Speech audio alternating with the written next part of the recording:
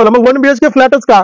म्हणजे बऱ्याच ठिकाणी बरीच बक्षिसं झाली, म्हणजे त्यांचा पण चांगला दृष्टिकोन असणार आहे, त्यांचा पण शेतकरी बांधवांना चांगले दिवस यावे हाच सगळ्यांचा दृष्टिकोन आहे. पण 1 BHK फ्लॅट ही जी वस्तू आहे ही अशी आहे की त्याचं व्हॅल्यू ॲडिशन होणार आहे. म्हणजे ती वस्तू मधून शेतकऱ्याचं नुकसान काय होणार नाहीये, त्या वस्तूची किंमत जी आहे ती दिवसेंदिवस वाढत जाणार आहे. हा जो तुम्ही फ्लॅट देणार आहे 1 BHK ह्याचं लोकेशन काय असणार आहे, कुठं लोकेशन देणार आहे, त्याच्याशी लागणारी स्टॅम्प ड्युटी असेल, रजिस्ट्रेशन फी असेल किंवा कुठलेही चार्जेस नाहीत. आतापर्यंत जे बक्षिसं दिली किंवा काय झालं त्याच्यामध्ये बैलगाडी बक्षीस मिळालं पहिलं, पण ते बाकीच्या खर्चामुळे ते शेतकरी राजा थोडासा वैतागून जातो. तर असं कुठलीही गोष्ट न होता शेतकरी जो आपला बैलगाडीचा जो पहिला विनर असेल त्याला डायरेक्ट त्याच्या हातामध्ये चावी दिली जाईल, त्याला कुठलाही 1 रुपयाचा देखील कुठलाही खर्च येणार नाही. किती स्क्वेअर फूट असेल आणि त्याची किंमत किती रुपयाच्या दरम्यान असेल? आता आपली पहिल्या बक्षिसावरती खूप चर्चा झाली, इतर बक्षिसं काय शेवटपर्यंत सांगा ना. आता ह्याला प्रवेश फी किती असणार? प्रवेश फी बघा, आता तुम्ही महाराष्ट्रभर बघितला या लेवलच्या मोठमोठ्या ज्या स्पर्धा झाल्या महाराष्ट्रात, म्हणजे एकदम चांगल्या लेवलला, तिथं तुम्ही प्रवेश फी बघितली, कुठं 10,000, कुठं 15,000, कुठं 20,000 अशा प्रवेश फी होत्या. पण असं कुठलंही प्रवेश फी साठी किंवा कुठल्या तरी अन्य गोष्टीसाठी हे मैदानाचं आयोजन केलेलं नाही. ह्या उद्देशानं आम्ही जी 2 नंबरला बैलगाडी बाहेर पडणार आहे सेमीफायनलला, त्यांना पण 10,000 रुपये रोख रक्कम देणार. डिग्री माझी लंडनमध्ये केलेली आहे, बाहेर UK मध्ये होतो, तिकडंच सेटल होतो. पण काही कारणानिमित्त मी इकडे आलो आणि माझा लहान भाऊ होता. लहान भाऊ सामाजिक कार्यात एवढा तो अग्रेसर होता आणि त्याच्याच नावानं हे आमचं फाउंडेशन सुरू आहे, शरद लागडे अण्णा फाउंडेशन. अपघातामध्ये तो थोडंसं आता आमच्यात नाहीये, पण त्याच्या आठवणी किंवा त्याच्या स्मृती आणि त्याच्या नावानं आपण ह्या सगळ्या गोष्टी इथं राबवत आहे.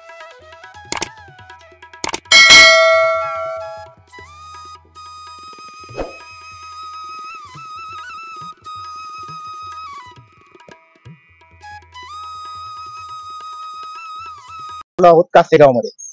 दिनांक 17 फेब्रुवारी रोजी महाराष्ट्रातलं सगळ्यात मोठं ओपनचं बैलगाडी शर्यतीचं मैदान इथं संपन्न होणार आहे. या मैदानाचं प्रथम पारितोषिक असणार आहे 1 BHK फ्लॅट. या मैदानाचे मुख्य आयोजक उद्योजक अतुल लाहिगडे हे आपल्या समवेत आहे. यांच्याशी आपण चर्चा करणार आहोत, हे मैदान कसं आहे, कसं होणार आहे. दादा नमस्ते. आपलं नाव? अतुल लाहिगडे. काय सांगाल मैदानाच्या संदर्भात? एवढं मोठ्या पारितोषिकाचं बक्षिसाचं आपण मैदान महाराष्ट्रात घेत आहे, काय उद्देश काय? गेल्या वर्षी देखील आपण माननीय आमदार जयंत पाटील साहेब जे आमचे दैवत आहेत, त्यांच्या वाढदिवसानिमित्त जयंत केसरी पर्व पहिले त्याचे आयोजन केले होते आणि त्या आयोजनात देखील आम्ही ज्या बैलगाडीच्या शर्यती पार पाडल्या त्या देखील एकदम उत्कृष्ट आणि पारदर्शक बैलगाडी शर्यती पार पाडल्या. हे जे जयंत केसरी पर्व जे दुसरे आहे, शरद लाहिगडे अण्णा मित्र परिवार, शरद लाहिगडे फाउंडेशन याच्या माध्यमातून आम्ही बैलगाडी क्षेत्रच नाही तर वेगवेगळ्या क्षेत्रात भरपूर असं काम करत आहे आणि सामाजिक अप्रोच ठेवून आम्ही काम करत आहोत. आणि त्याचाच एक दृष्टिकोन म्हणून बैलगाडी शर्यत जयंत केसरी पर्व दुसरे याचे आम्ही आयोजन केलेलं आहे. आपला जो शेतकरी राजा आहे, शेतकरी मायबाप जो आहे तो जगला पाहिजे, त्याला कुठेतरी चांगले दिवस आले पाहिजेत. गोवंश जे आहे, पशुसंवर्धनाचा जो विषय आहे, त्या सगळ्या गोष्टीवरती आपल्याला काहीतरी काम करता आलं पाहिजे. या दृष्टिकोनातून आम्ही हे जयंत केसरी पर्व दुसरेचं आयोजन केलेलं आहे. किती तारखेला होणार आहे संपन्न? 17 फेब्रुवारी 2024 माननीय आमदार जयंत पाटील साहेब यांचा वाढदिवस 16 फेब्रुवारीला आहे, तर त्याच्या निमित्त आपण हे आयोजन करत आहे आणि 17 फेब्रुवारी 2024ला हे बैलगाडी शर्यतीचं आपण आयोजन केलेलं आहे. मागच्या वर्षी सुद्धा महाराष्ट्रामध्ये चर्चा झाली की जयंत केसरी मैदान हे राज्यामध्ये एकदम 1 नंबर पारदर्शक झालं, त्याच्याविषयी थोडीशी माहिती द्या मागच्या वर्षीच्या मैदानाच्या संदर्भात. मागच्या वर्षी देखील आपण ह्या मैदानाचं आयोजन करत असताना बैलगाडीच्या इतिहासामध्ये ज्या काही सगळ्या गोष्टी पारंपरिक गोष्टी आहेत त्याच्यापेक्षा सुद्धा देखील पुढे जाऊन आपल्याला ऍडव्हान्स टेक्नॉलॉजीचा वापर करून मैदानात काय नवनवीन गोष्टी राबवता येतील त्या सगळ्या गोष्टींचा आपण विचार करून बैल असेल किंवा तिथं येणारी लोक असतील त्यांना सर्व सोयी सुविधा पुरवण्याबरोबर ते मैदान जे आहे पूर्ण पारदर्शक करण्याबरोबर जे काही सगळ्या गोष्टी होत्या त्या तिथं आम्ही अंमलात आणलेल्या आहेत. हेच या निमित्तानं मी आपल्याला सांगू इच्छितो.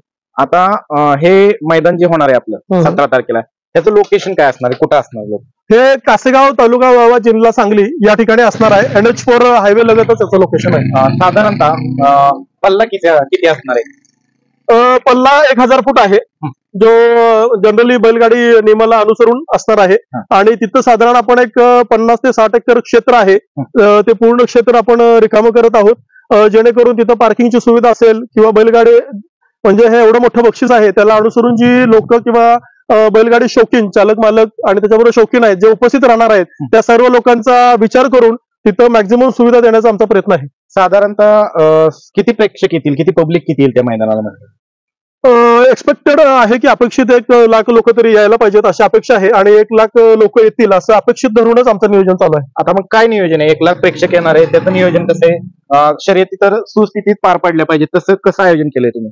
आता ते जे मैदान आम्ही ज्या ठिकाणी आयोजित केलेलं आहे त्या ठिकाणी जवळजवळ त्या मैदानाला चारही बाजूनी रस्ते आहेत. त्याच्याबरोबर जे आम्ही मैदानाचं जे मेन ठिकाण आहे तिथं गॅलरी असेल, जवळजवळ 1,000 फुटापर्यंत आपण गॅलरीचं आयोजन केलेलं आहे. वेगवेगळ्या ठिकाणी पार्किंगची व्यवस्था असणार आहे, तिथं सिक्युरिटीची व्यवस्था असणार आहे, येण्या जाणाऱ्या लोकांच्यासाठी साईन बोर्ड असणार आहेत की जेणेकरून लोकांना तिथं कुठलीही अडचण होऊ नये. ह्या सगळ्या गोष्टीचं आपण आयोजन तिथं करत आहोत. आता हे मैदान पर्व दुसरं आहे, याला जयंत केसरीच का नाव दिलं? आम्ही आजपर्यंत जयंत पाटील साहेब यांच्याकडे एक विजनरी लीडर म्हणून आम्ही बघत आलेलो आहोत, आणि त्यांच्या पावलावर म्हणजे त्यांच्या विचारांना आम्ही प्रभावित आहोत, आणि त्यांचा वैचारिक दृष्टिकोन घेऊनच आम्ही सामाजिक कार्यात इथं सगळं जे काही आमचं शरद लागडे अण्णा फाउंडेशनचं जे काम चालू आहे ते त्यांच्या विचारांनी प्रेरित होऊन चाललेलं आहे. त्यामुळे आम्ही हे जयंत केसरी हे नाव या बैलगाडी शर्यतीसाठी ठरवलेलं आहे. आता बक्षिसांकडे वळूयात. या मैदानाकडे संबंध भारताचं म्हणलं तरी लक्ष लागलेलं आहे. एक आगळं वेगळं प्रथम पारितोषिकाचं तुम्ही बक्षीस ठेवलेलं आहे. कशी संकल्पना, म्हणजे कल्पना कशी सुचली की तुम्हाला हे बक्षीस ठेवा म्हणून? आता हे बक्षीस म्हणजे जनरली महाराष्ट्रात बघितलं तर बैलगाडी शर्यतीला आज क्रिकेट हे क्षेत्र आहे, म्हणजे क्रिकेटला लाखो करोडो शौकीन आहेत, पण बैलगाडी शर्यती मी बघतोय की असं खूप मोठे शौकीन आणि खूप मोठा जो वर्ग आहे जो बैलगाडी क्षेत्राकडे आकर्षित आहे. शेतकरी जगला पाहिजे.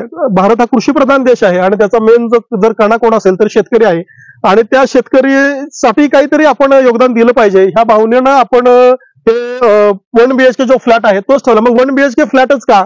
म्हणजे बऱ्याच ठिकाणी बरीच बक्षिसं झाली, म्हणजे त्यांचा पण चांगला दृष्टिकोन असणार आहे, त्यांचा पण शेतकरी बांधवांना चांगले दिवस यावे हाच सगळ्यांचा दृष्टिकोन आहे.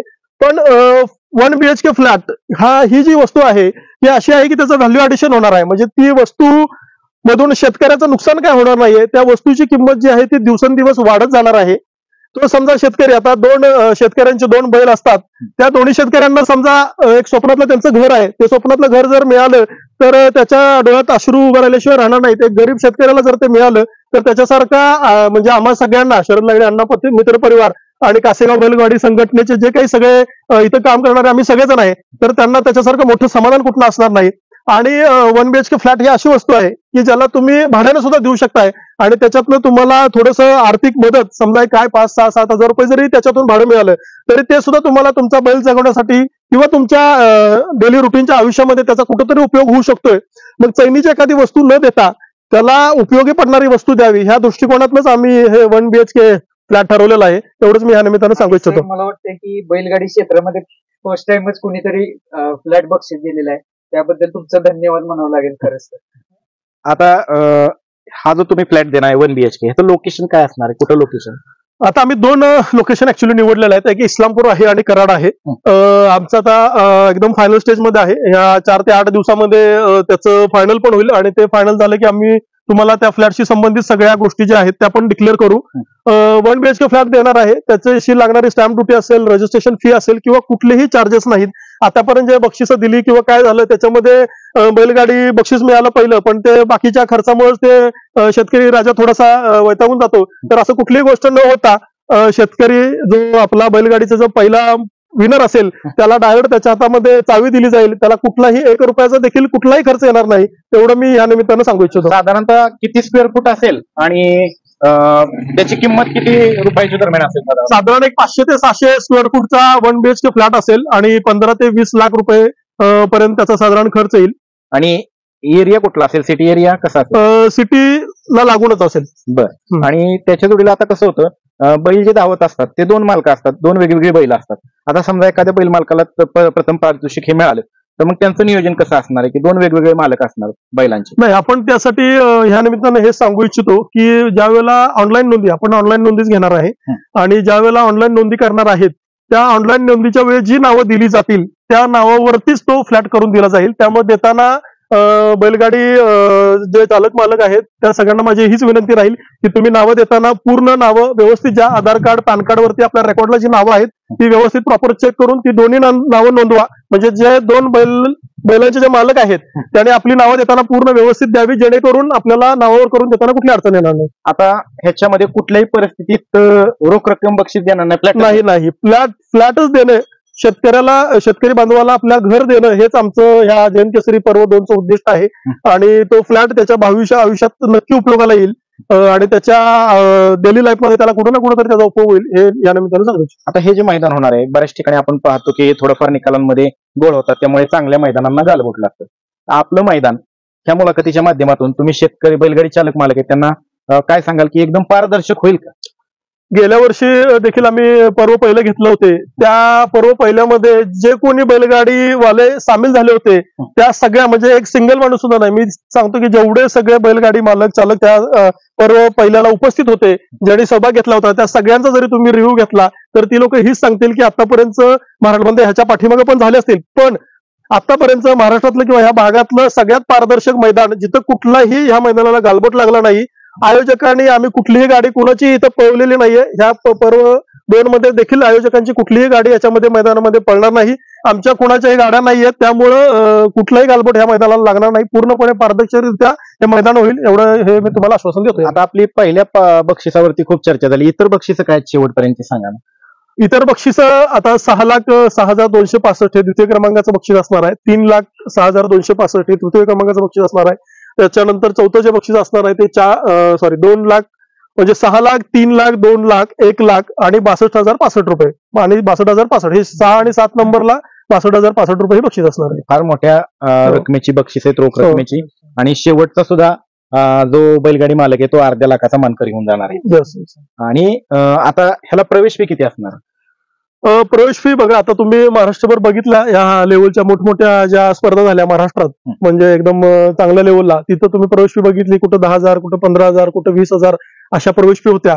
पण असं कुठलंही प्रवेश फी साठी किंवा कुठल्या तरी अन्य गोष्टीसाठी हे मैदानाचं आयोजन केलेलं नाहीये. फक्त बैलगाडी संघटनेचा जो नियम आहे, अखिल भारतीय बैलगाडी संघटनेचा नियम आहे, त्याला अनुसरून आपण प्रवेश फी ठेवणार आहे. आणि जे आपण वस्तू देणार आहे त्याचा सुद्धा थोडासा मोल राहिला पाहिजे. या सगळ्या गोष्टीचा सारासार विचार करून आपण 5,000 रुपये प्रवेश फी ठेवणार आहे. आणि त्या 5,000 प्रवेश फीच्या अनुषंगाने आपण साधारण 16 तारखेला संध्याकाळी 6 वाजेपर्यंतच ऑनलाईन नोंदी घेणार आहे. 16 तारखेला 6च्या नंतर ऑनलाईन नोंदी पूर्ण बंद केल्या जातील, हे देखील मी ह्या निमित्तानं तुम्हाला सांगू इच्छितो. आता एवढं मोठं जयंत केसरी मैदान, त्यामुळं या मैदानाकडे राजकीय मंडळी जी आहेत आपली, ती सुद्धा हजेरी लावून आहेत. त्या राजकीय मंडळींची उपस्थिती आणि त्यांचे सत्कार वगैरे, भाषण, याचा ह्या होणाऱ्या मैदानाला काही त्याच्यामुळे अडथळा निर्माण होणार नाही ना? ह्याच्यामुळे कुठलाही अडथळा निर्माण होणार नाही. आणि तिथं माननीय आमदार जयंत पाटील साहेब हेच प्रमुख उपस्थिती असतील. आणि म्हणजे राजकीय मंडळी किंवा हा मेन ह्याचा प्लॅटफॉर्म नाहीच आहे, किंवा मेन ह्याचा ह्या गोष्टीसाठी हे नाहीच आहे. शेतकरी आणि जे शेतकरी वर्ग आहे, बैलगाडी शौकीन आहे, त्यांना त्या मैदानाचा पूर्ण आनंद घेता यावा यासाठी हे मैदान आयोजित केलेलं आहे. त्यामुळे तसं कुठलीही गोष्ट होणार नाही. मैदान हे खूप चांगल्यारीत्या होईल. आणि आमची ही सगळी जी टीम आहे पूर्ण, ते ह्याच्यासाठी गेल्या वर्षी देखील रात्र आणि दिवस यांनी सगळ्यांनी कष्ट केलेलं आहे. आणि ह्या वर्षी देखील ते मैदान चांगलं पार पाडण्यासाठी मेहनत घेऊ आम्ही, एवढा आश्वासन देतो. मैदान त्याच दिवशी सकाळी लवकर सुरू होऊन त्याच दिवशी फायनल तुम्ही घेणार? हो, मैदान सकाळी 8 वाजता सुरू होईल बरोबर. त्यासाठी आम्ही 16 तारखेला 16 फेब्रुवारी 2024 संध्याकाळी 6 वाजता नोंदी बंद करणार आहोत. आणि सकाळी 8 वाजता बरोबर मैदान सुरू होईल आणि त्या दिवशी मैदान पूर्णपणे संपवलं जाईल. तरी देखील तिथली व्यवस्था आम्ही खूप वेगळ्या पद्धतीने करणार आहे. जसं की लाईटचे टॉवर वगैरे आहेत, जवळजवळ दोन्ही बाजूला एक इकडे 8 इकडे 8 असे 15 ते 16 लाईटचे मोठे टॉवर, जेणे म्हणजे तुम्ही एखाद्या क्रिकेटच्या स्टेडियमला किंवा क्रिकेटच्या मॅचला जे स्वरूप असतंय संध्याकाळचं, त्या पद्धतीचं तिथं स्वरूप दिलं जाईल. खूप काही गोष्टी आहेत, खूप काही गोष्टी टेक्नॉलॉजी आहेत, खूप काही सांगण्यासारख्या गोष्टी आहेत. म्हणजे बैलाचा छोट्यातली छोटी जी गोष्ट आहे, खाली पट्टी वगैरे टाकतात मला, ती पट्टी सुद्धा आपण म्हणजे मोल्ड करणार आहोत की जेणेकरून बैलाला कुठली इजा नाही. आपला जो पहिला फोकस जो असणार आहे तो फक्त बैल आणि बैल असणार आहे. त्या बैलाला कुठलीही इजा, कुठलाही त्रास या बैलगाडी शर्यतीमध्ये होता कामा नये. मग त्याच्यासाठी ट्रॅकसाठी आम्हाला जी मेहनत घ्यायची असेल, मग त्या सगळ्या गोष्टी तुम्हाला हळूहळू जसं आम्ही तिथं काम करत जाऊ, त्या हळूहळू पोस्ट केल्या जातील आणि तुम्हाला पण त्या लक्षात येतील. आता आमचे मित्र आहेत समालोचक रणजित बनसोडे, आता आम्हाला सकाळी भेटल्यानंतर त्यांनी तुमच्याविषयी सांगितलं की तुम्ही गोवंशावरती फार प्रेम करता. तर आमचं सुट्टीला चाकणला जसं मैदान झालं होतं त्यावेळेस तिथं लोखंडी पट्टी टाकण्यात आली होती, पण तुम्ही खास मोल्डिंग केलेली आणि त्याच्यामध्ये लाईटीची काय व्यवस्था करायची असं काहीतरी तुमचं नियोजन आहे. म्हणजे एवढा बारकावा कशात येतोय तुम्हाला? का वाटतं की असं करावं? नाही, हा बारकावा म्हणजे कसा आहे की कुठलीही गोष्ट करत असताना मग त्या गोष्टीच्या डीप मध्ये खोलात गेलं पाहिजे. म्हणजे ती गोष्ट करायची आहे म्हणून करण्यात काही मजा नसत्या, आणि मग ती गोष्ट जर करायची आहे तर त्याच्या खोलात जाऊन जे काही बेस्ट करता येईल जेणेकरून त्या गोष्टीचा जी शौकीन आहेत किंवा जे महाराष्ट्रभर आता हे स्पर्धा आपल्या बघितल्या जातील, पाहिल्या जातील, त्याच्यातून त्यांनी थोडंसं सगळ्यांना काहीतरी त्याच्यातून घेता यावं, हा सगळा दृष्टिकोन त्याच्या मागे आहे. क्षेत्रामध्ये निकाल पारदर्शक होणे सर्वात महत्वाची गोष्ट असते. तर निकाल हे पारदर्शक होण्यासाठी कोणती भूमिका असेल आणि किंवा ड्रोनचा वगैरे वापर करण्यात येणार आहे? आपण ऍडव्हान्स टेक्नॉलॉजी सीसीटीव्ही कॅमेरा तिथं सगळीकडे असणार आहेत. पुढं पण 2 ते 3 कॅमेरा असणार आहेत. जिथून बैलगाड्या सुटणार आहेत तिथं सुद्धा असे कॅमेऱ्यांची आपण व्यवस्था केलेली आहे. त्याच्याबरोबर ड्रोन कॅमेरा आहेत त्याची पण व्यवस्था केलेली आहे. म्हणजे तिथं म्हणजे निकाल देताना कुठलाही त्रास होणार नाहीये. एकदम हाय क्वालिटीचे कॅमेराज असणार आहेत जेणेकरून बारीक मधला बारीक एकदम झूम केलं तर आपल्याला ते पूर्ण बाबा विदिन फ्रॅक्शन ऑफ सेकंड किंवा त्याच्यापेक्षा पण आपण कमी म्हणू ते सुद्धा निकाल आपल्याला त्याच्यामध्ये बघता येईल. या पद्धतीची तिथं व्यवस्था केली जाईल. त्यामुळे निकालाच्या बाबतीत तर आम्हाला काय टेन्शन नाहीये. आणि लाईव्ह मध्ये ड्रोनचे सिस्टीम तुम्ही उपलब्ध करणार आहे प्रेक्षकांसाठी जे लाईव्ह म्हणजे जे आपलं बैल धावतात ते आम्ही दोन्ही कॅमेऱ्याने दाखवतो. त्याच पद्धतीने तुम्ही लाईव्ह टेलिकास्ट मध्ये ड्रोनचं व्हिज्युअल पण ऍड करायचा तुमचा असा मानस आहे, त्या पद्धतीचं चालू आहे का काय? हो केलंय आपण, ते पण केलेलं आहे. आणि लाईव्ह म्हणजे सगळ्यांना लाईव्ह बघता यावं त्याच्यासाठी तिथं आपण वायफाय कनेक्शन असेल किंवा बाकीच्या ज्या काही सगळ्या गोष्टी आहेत त्या देखील आपण करणार आहोत जेणेकरून देशातल्या कानाकोपऱ्यातून कुठल्याही कोपऱ्यातून माणसाला बैलगाडीचं शौकीन आहे त्याला ही स्पर्धा पाहता यावी. प्रेक्षकांनी पण वायफायची सुविधा केली. हो. आणि त्याच्याबरोबर दुसरी गोष्ट असं की आपलं इथं जे केबल आहे म्हणजे काही लोकांना समजा मोबाईल नाहीये किंवा टीव्ही नाहीये किंवा वायफायची त्यांच्याकडे फॅसिलिटी उपलब्ध होऊ शकत नाहीये, तर इथं सांगली, कोल्हापूर आणि सातारा ह्याच्यामध्ये जे केबलचे कनेक्शन असणार आहेत त्या मॅक्झिमम एरिया कव्हर करण्याचा आमचा प्रयत्न आहे की तिथं टीव्हीवरती सुद्धा ते चॅनलच्या माध्यमातून टेलिकास्ट केलं जाईल. अशा मैदानासाठी दूरवरनं सांगोला, यवतमाळ किंवा कर्नाटक, नाशिक, विदर्भ या भागातनं सुद्धा ही मुलाखत पाहिल्यानंतर अनेक बैलगाडी मालक आपलं नशीब आजमावायला येणार आहेत, आदल्या दिवशी येणार आहेत. त्यांची बैल आल्यानंतर त्यांच्या चाऱ्या पाण्याची व्यवस्था केली जाणार. हा, त्यांच्या चारा पाण्याची व्यवस्था पूर्ण केली जाईल, त्याच्यात कुठलंही हे होणार नाहीये. त्यामुळे बैलगाडी चालक मालकांनी त्याच्याबद्दल एकदम अस्वस्थ राहावं. तिथं चाऱ्याची व्यवस्था पण केली जाईल, तिथं टँकरची व्यवस्था पण असणार आहे जेणेकरून जे लोक येणार आहेत त्यांना सुद्धा म्हणजे बैलगाडी बरोबर लोकांची सुद्धा पाण्याची तिथं व्यवस्था केली जाईल हे ह्या निमित्ताने मी सांगू इच्छितो. त्याचबरोबर सेमीफायनलचं कसं नियोजन असणार आहे? सेमीफायनलला देखील असं नियोजन आहे की आता एवढ्या मोठ्या स्पर्धेसाठी दूर दूरून लोक येणार. जसं तुम्ही आता मगाचपासून सांगताय की यवतमाळ, बुलढाणा वगैरे ह्या भागात सुद्धा बैलगाड्या येऊ शकतात.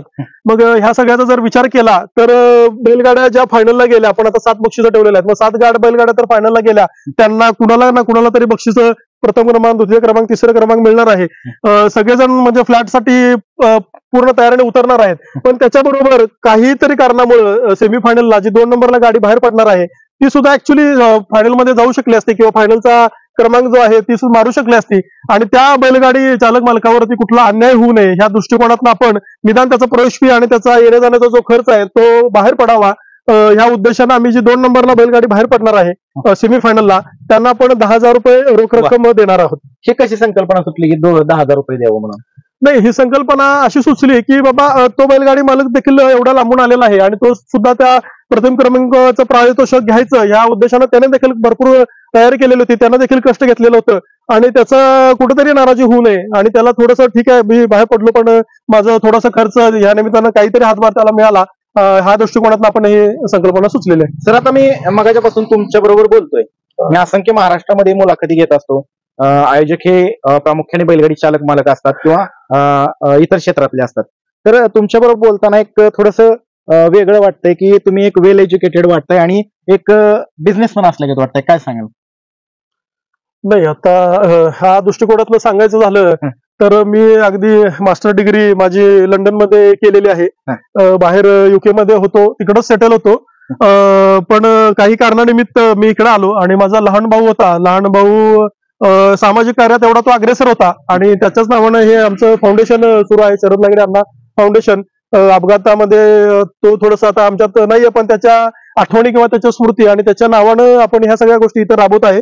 मग फक्त काय बैलगाडी क्षेत्रच असं नाहीये, मग कुठलंही क्षेत्र असू दे, कोरोनाचं पिरियड असू दे, आपत्ती असू दे, पूर परिस्थिती असू दे किंवा मुलांच्या शिक्षणाचा विषय असू दे, किंवा अन्य कुठलंही क्षेत्र असू दे, असं क्षेत्र नाही की जिथं आम्ही शरद लाहिरी अण्णा फाउंडेशनच्या माध्यमातून आम्ही कार्य करत नाहीये, म्हणजे कार्य करतोय. तर छोट्या छोट्या गोष्टीतनं देखील आम्ही समाजाचं काहीतरी देणं लागतोय ह्या उद्देशानं आम्ही काम करत आलेलो आहे.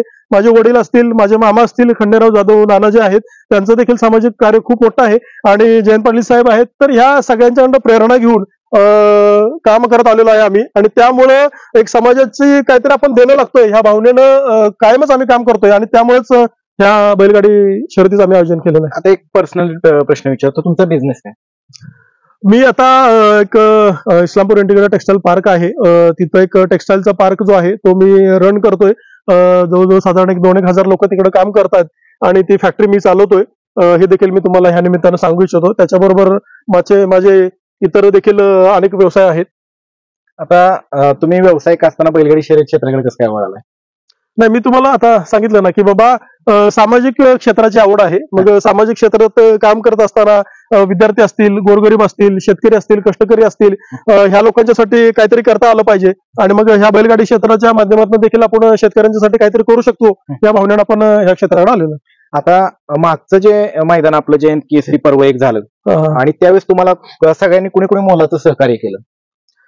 आता जयंत केसरी पर्व पहिलं जे होतं ते सुद्धा म्हणजे सगळ्यात महत्वाचं जे साहेबांच्या माध्यमातूनच ह्या स्पर्धा होत आहेत. त्याबरोबर माननीय आमदार मानसिंग भाऊ आहेत, माननीय श्री प्रतीक पाटील दादा आहेत, राजाराम बापू कारखान्याचे चेअरमन आहेत ते, माननीय श्री खंडेराव जाधव नाना आहेत, माननीय श्री देवराज पाटील दादा आहेत. यांच्या मार्गदर्शनाखाली हा काम करणारा आमचा फाउंडेशन आहे.